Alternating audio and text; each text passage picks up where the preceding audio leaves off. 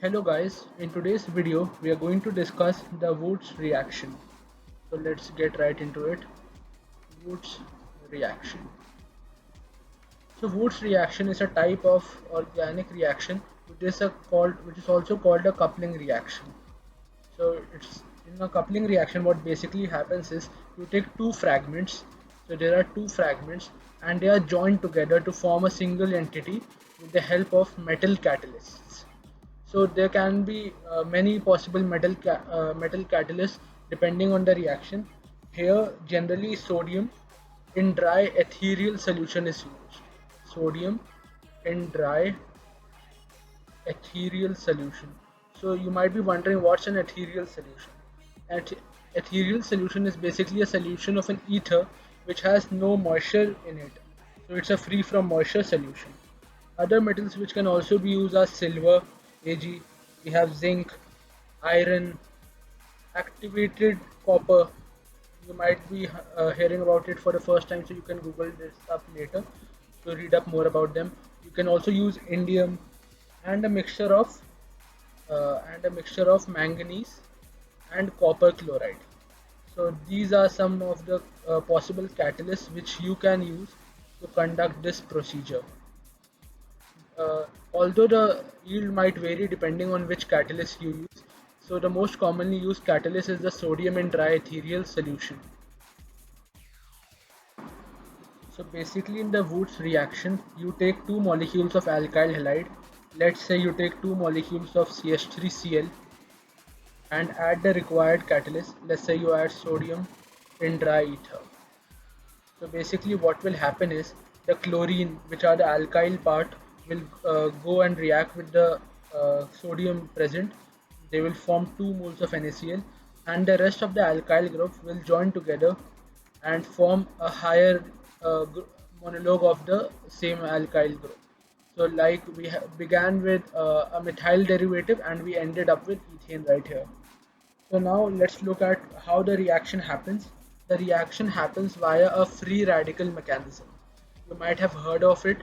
A free radical mechanism basically is a reaction in which a radical intermediate is formed.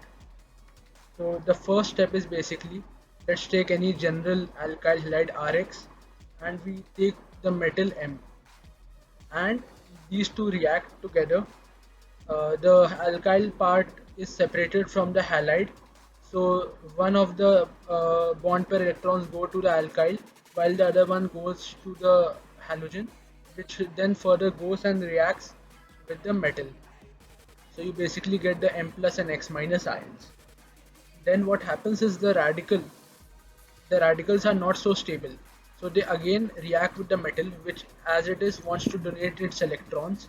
And what happens is they form together a sort of a molecule where there is a anion present. The alkyl group is present as an anion and the metal is present as a cation. Then finally this molecule right here reacts with another mole of Rx. We had taken 2 moles initially, as you can see, so this is the second mole being used. This happens in an SN2 like fashion, so they react together, the metal and the X minus react and they form the salt, corresponding salt, and the other two parts react and form the RR single bond, giving us the higher monologue of the same alkyl group. Here the R minus is the negative charge present is acting as a nucleophilic entity and it's trying to attack on places where there is less electron density or more nucleus, a more positive character. So basically this is the mechanism. It's not quite very difficult and you can easily understand it. Now let's have a look at some of the limitations of this process. So this process has its fair share of limitations as well as all other processes do. So first thing, they can lead to the formation of alkenes. How and when? Alkenes are more generally formed when there is a more bulky substitution at the carbon where the hydrogen is attached, more bulky carbon. So in these sort of reactions, uh, the free radical process results in the formation of alkenes predominantly. Also, if you take two different alkyl groups, so if you have two different alkyl groups, you can get a mixture of products which are cross and self Woods products, and these will be very difficult to separate. So these are very difficult to separate. You might ask why?